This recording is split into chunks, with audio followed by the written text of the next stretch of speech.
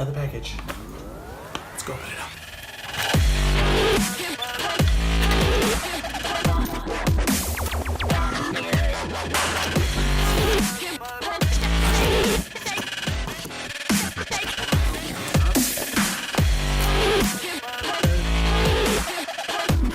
What is this?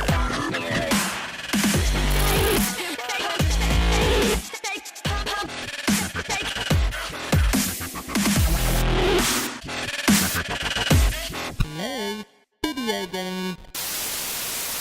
Hey everyone, I got a big package today. This is an add-on that I ordered and it's finally arrived, which I'm extremely happy about. So let's get it opened and see what kind of condition it's in.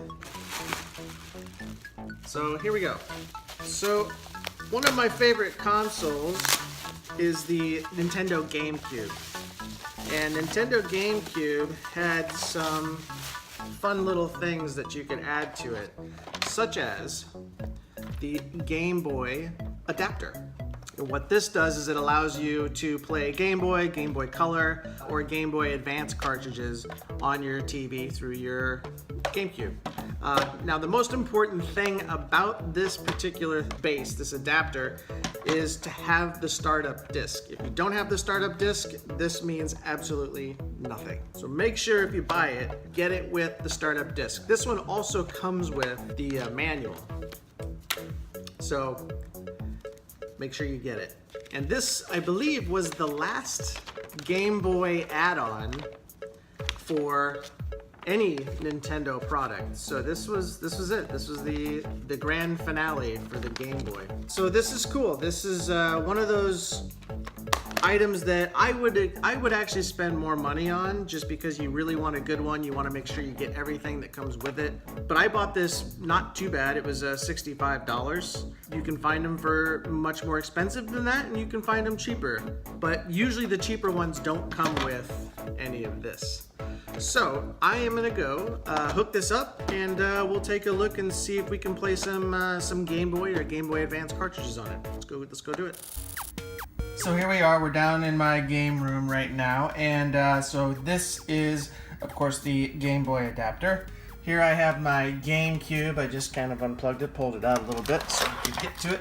So all you need to do, it's about as simple as you could possibly get. This isn't like a Sega 32X where you have like a gazillion cord. No, this is super easy. You just pick it up, and actually, let's take a look at the bottom. You can see right here, you'll usually have a plate, and I do have a plate. I already took it off, but there's a plate here. You just remove that plate, just like these. These are all removable as well. And then you just put this into the space, and boom, you're done. That's it. You are now ready and able to play your Game Boy games. Now, as I mentioned before, you do need the startup disc. So if you didn't get the disc, this won't work. Put it in, very simple. And anytime you want to play your Game Boy or Game Boy Advance, Game Boy Color, whatever it may be, you have to have that disc in. So let's just let's plug it in and play some games.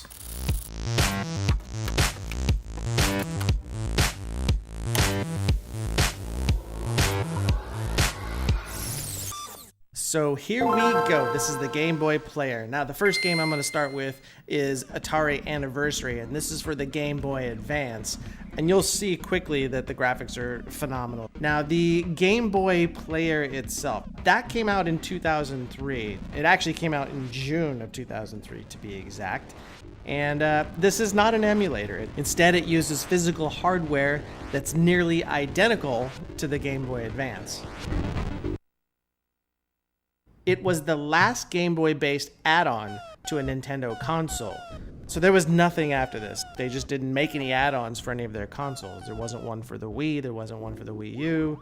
GameCube was the last one that they made it for. As you can see, Asteroids looks fantastic, sounds fantastic, and it really is just a nice, beautiful game. I mean, it's like you're playing it at the arcade. And the same goes for Tempest. It's like arcade picture perfect. Another cool thing, the Game Boy Player added a rumble feature to certain Game Boy Advance games, when you use the GameCube controller, because you can use other controllers for this system, but there's at least, I want to say, 7 or 8 games that use the rumble feature, which I think is really cool. So there you have a little taste of the Atari Anniversary Game Boy Advance game. Now let's switch over to something different here. And you do have to select eject cartridge on this. At least it really wants you to. So let's try Backyard Sports. This is a Game Boy Advance game. This came out in 2007, so really only 10 years ago. But they do make it pretty easy to play, and it really does look nice on the big screen.